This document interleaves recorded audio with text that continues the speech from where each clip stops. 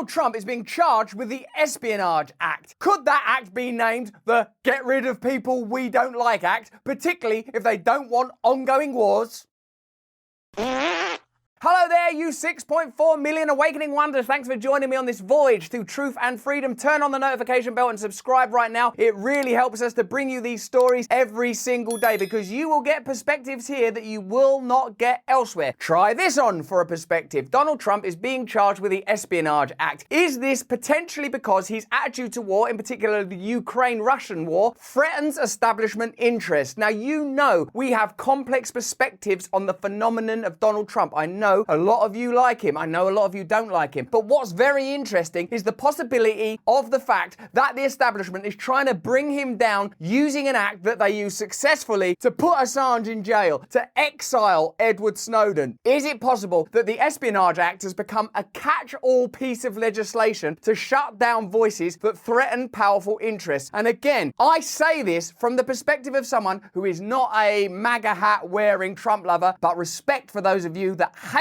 the establishment from any perspective. Much of the content we're creating for you today comes from the website of the World Socialist Organization. So this, whatever it may be, is not a right-wing take. And yet it is saying that the establishment are trying to bring down Trump, not because they believe he's a criminal, but because they believe he's a threat.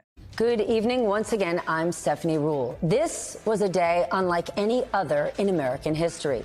Donald Trump, a former commander-in-chief, appeared in a court as a defendant in a case brought by the government he once ran. You can see that the mainstream media have almost been briefed to say this is a historic event. This is unprecedented. They are amplifying the significance of these events. I'm not arguing that they are not significant, but if you compare them to the evident war crimes, alleged war crimes of George Bush, the improprieties of Bill Clinton, the handling of the financial crisis by Barack Obama, I would say that this is a comparable event. And just to show you that I'm not a pro-Trump person, I think it's worse that Trump gave tax breaks to the richest Americans that negatively impacted ordinary Americans like you. And I think that if he's going to be prosecuted for anything, it should be that. So let's look at this in a little more detail. Is the Espionage Act being used to bring Trump down the same way it was Assange and Snowden? Or is there a genuine concern that Trump was a threat to national security? Let me know in the comments in the chat. Is this a witch hunt or is this a legitimate judicial inquiry? Inside the courtroom, Mr. Trump sitting with arms tightly crossed for much of the hearing that lasted less than an hour. What's that supposed to mean? What's that additional detail? His arms are crossed. His arms are tightly crossed. Maybe because he's got some secret documents under there. Inside, Trump was arraigned on 37 felony counts,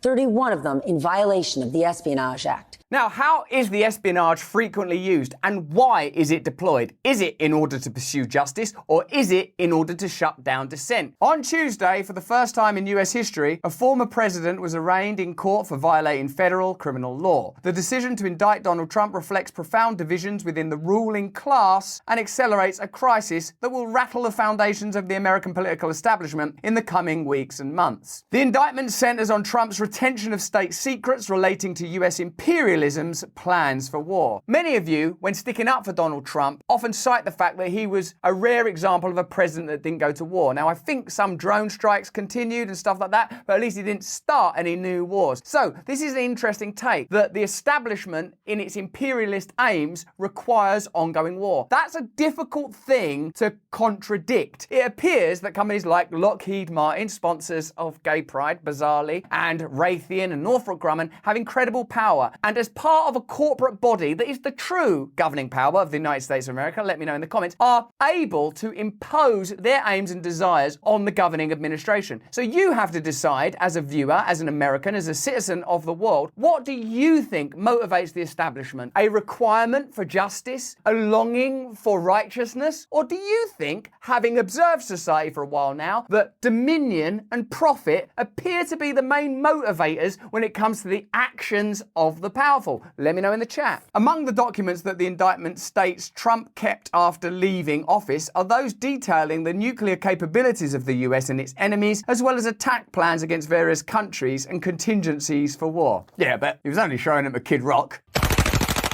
The state guards such documents as top secret because the population cannot be allowed to know about them. Another significant and important question. Here are two questions that you could ask yourself. Like, imagine this. All right, Trump's a criminal, lock him up. What about war criminal presidents in history? And what about the category of top secret information? Are you confident that all of that top secret information is to your benefit and to your advantage? Or do you think that maybe some of it, if you knew it, would prevent you cooperating with the ruling class? Let me know in the chat. To safeguard its secret war plans, the Biden administration's indictment relies for statutory authority almost entirely on the Espionage Act of 1917. For over a century, the Espionage Act has served as the sharpest legal implement in the toolshed of state reaction, used for the purpose of suppressing opposition to imperialist war. So check out that bit of analysis. Think about Edward Snowden's current position. Think about Julian Assange's current position. They were both threatened with prosecution under the Espionage Act. Based on just those couple of tidbits, does it seem that the Espionage Act's function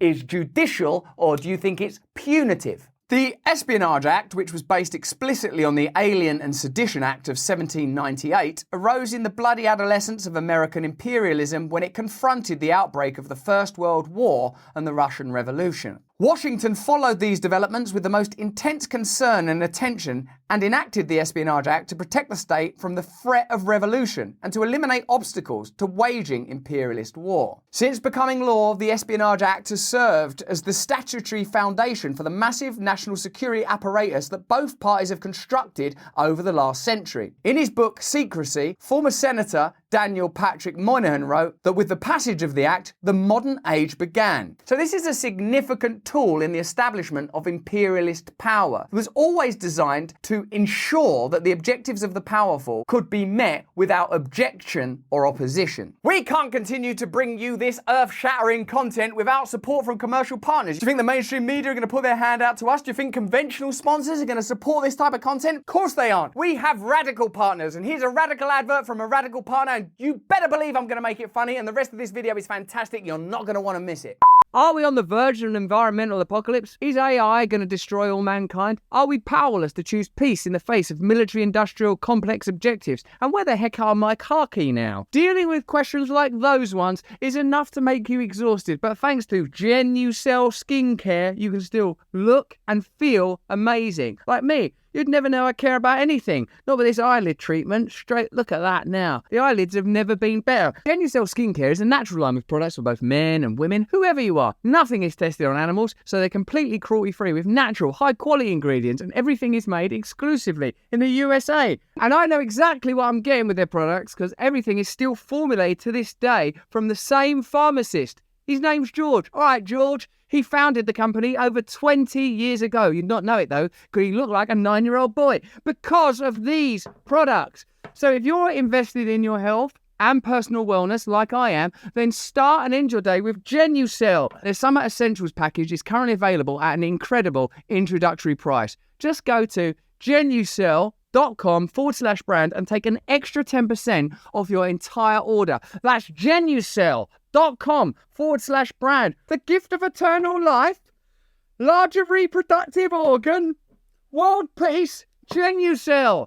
He continued, 3 new institutions had entered American life: conspiracy, loyalty, secrecy. Think about how those words resonate in this day and age. How often people are censored and smeared on the basis of conspiracy. Think about how fealty, loyalty to the cause is cited. Think how we're supposed to accept certain ideological constructs that may not be beneficial to us and also might be a matter of personal choice rather than state dictate. And secrecy, think of the contradiction that exists now when all of your information has become accessible by state power. That's what Snowden's revelations outlined and detailed, and it continues to this very day, and in fact has got worse since then, but they are able to keep information from you. There is a bigger conversation to be had here. It's bigger even than Donald Trump and his almighty appeal and ego. Is it the role of government to keep information from you, to have the sole privilege over who can be surveilled, killed? Who can have violence enacted upon them? Or are there new ways of organising democracy? Each had antecedents, but now there was a difference. Each had become institutional. Bureaucracies were established to attend to each. In time, there will be a Federal Bureau of Investigation to keep track of conspiracy at home, a Central Intelligence Agency to keep tabs abroad, an espionage statute and loyalty boards to root out disloyalty or subversion. When we talk about the deep state and their power, when we talk about the deep state meddling with social media, a new, apparently independent form of communication, we are talking about agencies that are founded on these principles. Perhaps it therefore can be argued that the establishment's problems with Donald Trump aren't based on morality or even criminality, but his ability to subvert and bypass systems of deep state control long established. Let me know what you think in the chat.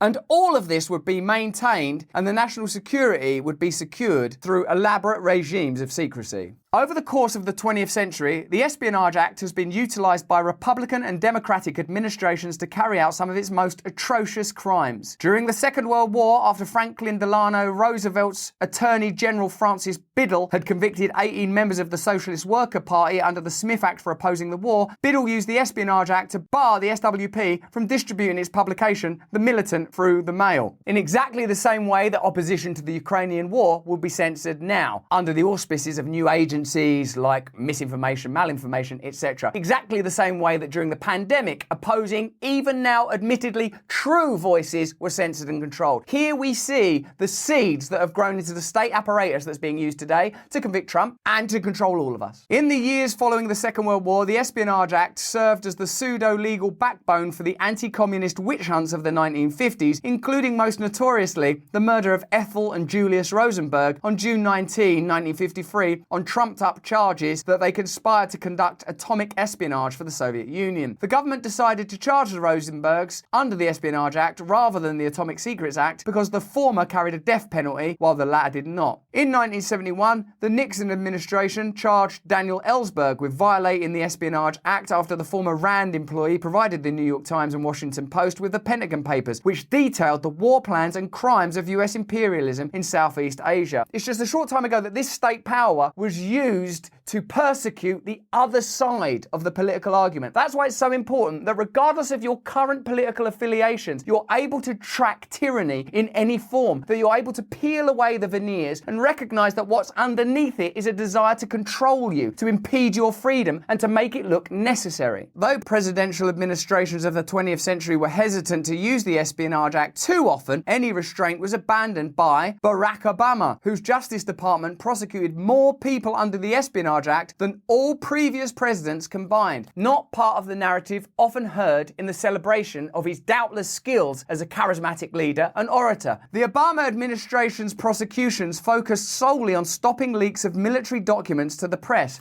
which essentially means stopping you finding out the truth about your government and what you pay for in foreign wars. Those prosecuted by Obama included Jeffrey Alexander Sterling, a former CIA officer who revealed to New York Times journalist James Risen details of covert CIA spying on Iran, Thomas Drake, a former National Security Agency official who attempted to blow the whistle on NSA spying to the Baltimore Sun, Chelsea Manning, who provided information about US war crimes in Iraq and Afghanistan to WikiLeaks, John Kirikou, who leaked information about the illegal torture of detainees, Edward Snowden, who provided journalists with a massive document showing the NSA were engaged in massive illegal surveillance against the world's population. Yeah, but it was only the world's population. And Daniel Hale, who leaked internal military documents about the Pentagon's drone assassination program. Each use of the Espionage Act will have been sold to you as for your safety, for your protection. But doesn't it actually show massive government corruption? The decision to prosecute Trump under the Espionage Act comes as the Biden administration continues to fight to extradite WikiLeaks publisher Julian Assange from Belmarsh prison in London, where he's been locked in a cell for 4 years. Assange's crime is that he published evidence of massive war crimes conducted by American imperialism and its allies. He faces a potential 170-year prison sentence under Espionage Act charges. Well, at least when Trump goes to prison, for the first 170 years, he could be mates with Julian Assange. Amidst the voluminous media commentary on the indictment, there is little discussion of the content and implications of the documents Trump removed from the White House, which involve the most dangerous and explosive secrets that the US military and intelligence apparatus possess. Yeah, I'd like to know actually what's in these documents that's so worrying, and is it as bad as former war crimes? Is it as bad as state imperialism? Is it as bad as the fact that democracy at this point in history is just a performance performance. The documents involve the permanent and ongoing conspiracy of American imperialism against the population of the entire world.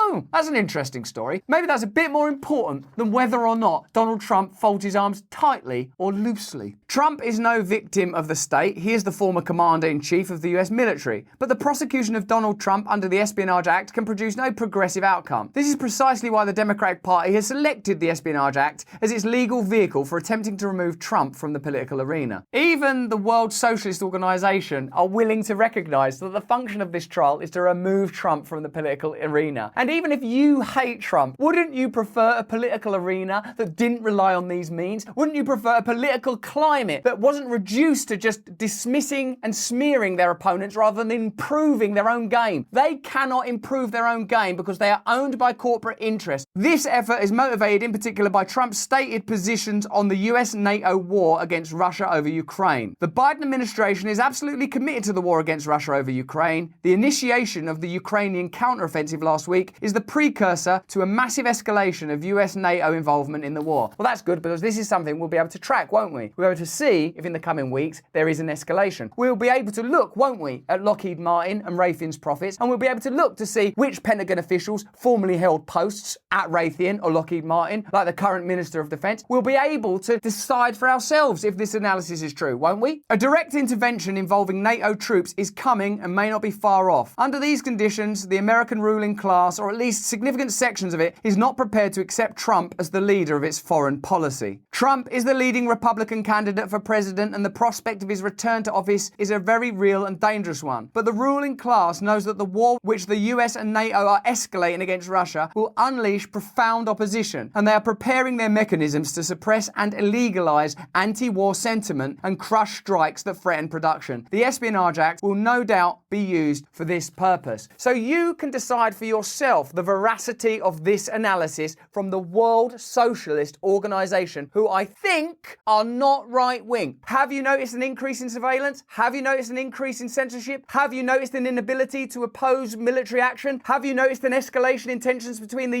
US and China? Have you noticed that the establishment is determined to pursue its agenda at any cost? Have you noticed that there is no real democracy in America? Have you noticed that there is a requirement for real and radical change? And isn't that what we should be addressing? Giving people real democratic options, removing the hegemony that currently has co-opted the Democrat Party, allowing debates between Joe Biden, Marianne Williamson and RFK, letting the people decide for themselves. We've already seen what happened when an even slightly radical figure like Bernie Sanders emerged within the Democrat Party. He was shut down and now he votes for war along with the rest of them. In this instance, in this argument, what we have to recognize is that Trump is being shut down because he's a threat to the establishment. And whether you like it or not, the facts appear to speak for themselves. But that's just what I think. Why don't you let me know what you think in the comments and the chat? How do these crimes tally with the crimes of Barack Obama, with the crimes of Bill Clinton, with the crimes of George W. Bush, with the crimes of Boris Johnson? Why do we even have the category of classification beyond matters that are of direct threat to the domestic population of America and their allies? Let me know what you think in the comments. If you enjoyed this video, have a look at either of these. They're both fantastic. Stay with us. Support us. Turn on the notification bell. Join us on Rumble every single day. Watch my stand-up comedy special. There's a link in the description. It's the pinned post at the top. But more important than any of that, please stay free.